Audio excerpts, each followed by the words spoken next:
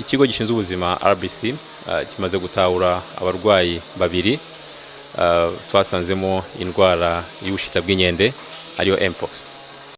Iyi ni indwara ikomeje guhangayikisha benshi mu Rwanda, ubwo iki cyorezo kimaze kugera mu Rwanda. Gusa reka tuganire kuri iyi ndwara hamwe n'ikigo cy'ubuzima RBC cyashize amatangazo hanze. Mukomeze mukurikirane iyi channel, muraza kurangiza iyi nkuru mumenye ukuri aho kuri.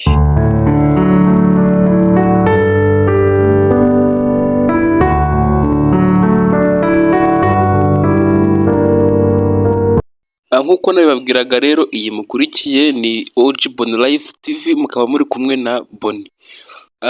Ikibazo giteje inkeke ndetse cyaciye igikuba hano mu gihugu cy'u Rwanda ni icyorezo cyahageze, kikaba ari icyorezo cyitwa ubushita bw'inkende. Kikaba kimaze kugaragara nyuma y'aho abarwayi babiri bafashwe bakagana ivuriro, bakagenda bakabapima bakabasangamo icyo cyorezo cy'ubushita bw'inkende. Nyuma y'aho babapimye rero, hakozwe iperereza hasanga abo barwayi bari bamaze gukorera ingendo mu gihugu cy'ituranye cyacu cya Kongo, akaba ariho icyo cyorezo cyaturutse. Hafashwe ingamba rero nyinshi zitandukanye, amatangazo agiye hanze, gusa hari byinshi bigikorwaho iperereza kugira ngo babashe kuba batanga amatangazo y'ibanze arambuye. Gusa abantu bafite ubwoba bwinshi ko wenda covid yaba igiye kugaruka, cyangwa se nubwo yaba atari covid hakaba hagiye kugaruka guma mu rugo.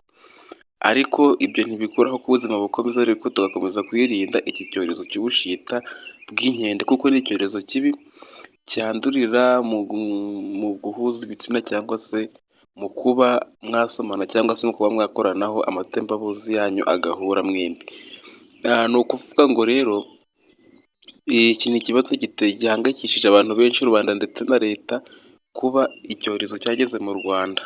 Hafashwe ingamba nyinshi rero zigiye zitandukanye, harimo gukaraba intoki, cyangwa se kwirinda guhuza ibitsina, cyangwa se kwirinda gusomana, cyangwa se wakumva wagize ibimenyetso biranga ukagana ibitaro, harimo kugira umuriro mwinshi, kugira ibiheri byinshi biryaryata ku mubiri, hafi ku myanya y'ibanga, cyangwa se mu biganza, cyangwa se mu sura, n'ahandi hagiye hatandukanye hagaragaza ibimenyetso by'ubushita bw'inkende.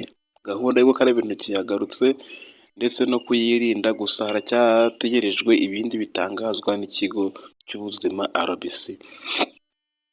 Mu gukora iki cyegeranyo cy'inkuru nifashishije inkuru zagiye hanze, cyangwa se amatangazo agiye hanze n'ibigiye bigaragara hano hanze, ariko birizewe kuko yamaze kugera mu gihugu cy'u Rwanda iturutse mu gihugu gituranye, kuko ni icyorezo gihangayikishije isi yose.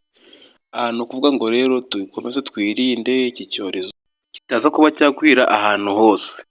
Igihe wabakorera iki cyegeranyo ni Boni, kikaba cyanyuze kuri OG Boni Life TV. Murakoze mukomeza gukurikirana ibiganiro byacu kuri channel, murakoze cyane.